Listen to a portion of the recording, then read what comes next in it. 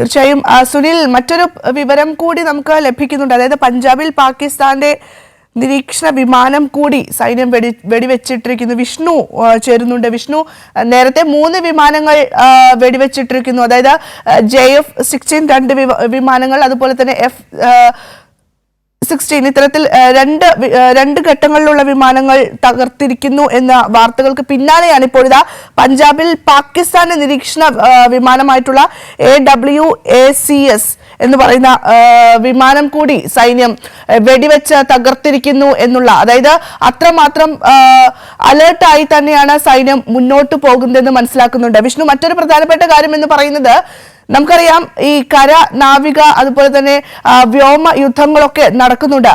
അതിന്റെ ഒപ്പം തന്നെ സൈബർ ഇടങ്ങളിലും ഇത്തരത്തിലുള്ള യുദ്ധങ്ങൾ നടക്കുകയാണ്. ഇപ്പോഴിതാ 8000-ഓളം സോഷ്യൽ മീഡിയ അക്കൗണ്ടുകൾ പൂട്ടിയിരിക്കുന്നു എന്നുള്ളതാണ്. കഴിഞ്ഞ ദിവസങ്ങളൊക്കെ തന്നെ പാക് പ്രധാനമന്ത്രിയുടെ യൂട്യൂബ് ചാനൽ ഇന്ത്യയിൽ നിരോധനം ഏർപ്പെടുത്തിയിട്ടുണ്ടായിരുന്നു.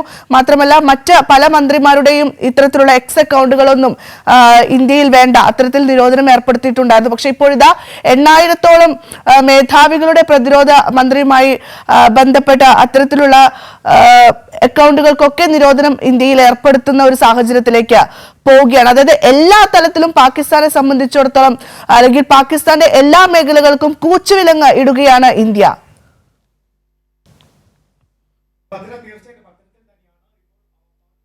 കൂടുതൽ നടപടികൾ ഇന്ത്യ സ്വീകരിച്ചു വരുന്നു. നിലവിൽ 2 പൈലറ്റുമാർ ജീവനോടെ ഇന്ത്യൻ സൈന്യത്തിന്റെ പിടിയിലായിട്ടുണ്ട്. അത് രാജസ്ഥാനിലും ജമ്മുവിലുമാണ് 2 പൈലറ്റുമാർ ജീവനോടെ പിടിയിലായിരിക്കുന്നത്. കാരണം പാകിസ്ഥാന്റെ ഭാഗത്തുനിന്ന് വലിയ തോതിലുള്ള പ്രകോപനം തന്നെയാണ് പല മേഖലകളിലും ഉണ്ടായിക്കൊണ്ടിരിക്കുന്നത്. അതിലാണ് പാകിസ്ഥാന്റെ 3 വിമാനങ്ങൾ ഇന്ത്യ വെടിവെച്ചിട്ടിരുന്നു. ആ വിമാനങ്ങൾ വെടിവെച്ചിട്ട സാഹചര്യത്തിലാണ് 2 പൈലറ്റുമാരെ ജീവനോടെ പിടികൂടാൻ ഇന്ത്യൻ സൈന്യത്തിന് കഴിഞ്ഞിരിക്കുന്നത്. അത് ഞാൻ നേരത്തെ ചൂണ്ടിക്കാട്ടിയതുപോലെ രാജസ്ഥാനിൽ നിന്നും ജമ്മുവിൽ നിന്നുമാണ് 2 പാക് പൈലറ്റുമാരെ ഇപ്പോൾ ജീവനോടെ ഇന്ത്യ പിടികൂടിയിരിക്കുന്നത്.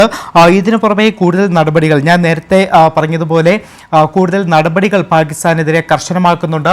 കഴിഞ്ഞ ദിവസങ്ങളിലൊക്കെ നമ്മൾ കണ്ടതാണ്, പാക് മന്ത്രിമാരുടെ അടക്കം എക്സ് അക്കൗണ്ടുകൾ മരവിപ്പിക്കുന്ന ഒരു സാഹചര്യത്തിലേക്ക് ഇന്ത്യ പോയിരുന്നു. പാകിസ്ഥാനിലെ യൂട്യൂബ് ചാനലുകൾ മരവിപ്പിക്കുന്ന നടപടിയിലേക്ക് ഇന്ത്യ പോയിരുന്നു. അതിന് പിന്നാലെയാണ് ഇപ്പോഴത്തെ ഈ ഒരു സാഹചര്യത്തിൽ 8000-ലധികം എക്സ് അക്കൗണ്ടുകൾ പാകിസ്ഥാനിലെ എക്സ് അക്കൗണ്ടുകൾ ഇന്ത്യ മരവിപ്പിച്ചിരിക്കുകയാണ്. ഈ എക്സ് അക്കൗണ്ടുകൾ വഴി പലതരത്തിലുള്ള വ്യാജ പ്രചരണങ്ങൾ നടക്കുന്നുണ്ട്. അതുകൊണ്ടൊക്കെ തന്നെയാണ് ഇപ്പോൾ 8000-ലധികം എക്സ് അക്കൗണ്ടുകൾ ഇന്ത്യ മരവിപ്പിച്ചിരിക്കുന്നത്.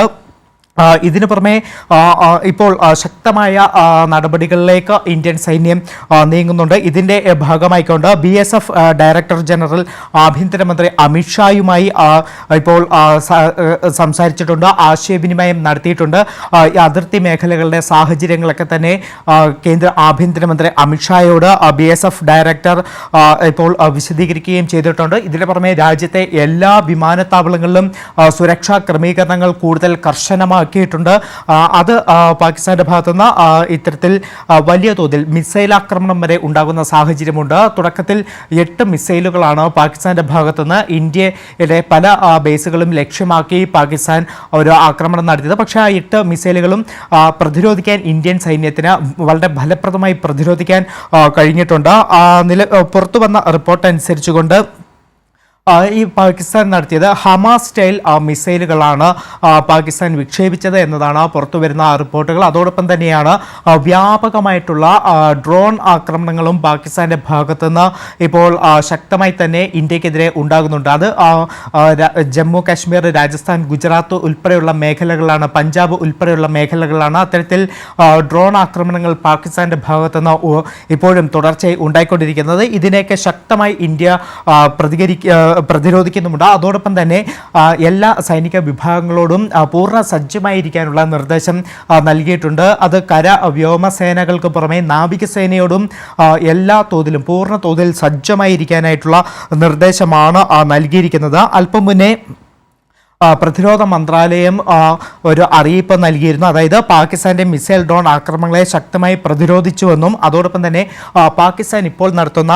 ആക്രമണങ്ങളിൽ ഒരു തരത്തിലുമുള്ള ആളപായം ഉണ്ടായിട്ടില്ല എന്നതാണ് പ്രതിരോധ മന്ത്രാലയം ചൂണ്ടിക്കാട്ടിയത്. അതോടൊപ്പം തന്നെ ഇന്ത്യയുടെ പരമാധികാരവും ജനങ്ങളുടെ സുരക്ഷയും സംരക്ഷിക്കാൻ സൈന്യം പൂർണ്ണ സജ്ജമാണ് എന്നതുമാണ് പ്രതിരോധ മന്ത്രാലയം അല്പം മുന്നേ ഒരു അറിയിപ്പ് നൽകിയത്. അതായത് പാകിസ്ഥാന്റെ ഭാഗത്തുനിന്ന് ഏത് തരത്തിലുള്ള പ്രകോപനം ഉണ്ടായി കഴിഞ്ഞാലും അതിനെല്ലാം തന്നെ പ്രതിരോധിക്കാൻ ഇന്ത്യൻ സൈന്യം സജ്ജമാണ് എന്നൊരു കാര്യം പ്രതിരോധ മന്ത്രാലയം അറിയിച്ചിട്ടുണ്ട്. ഭദ്ര.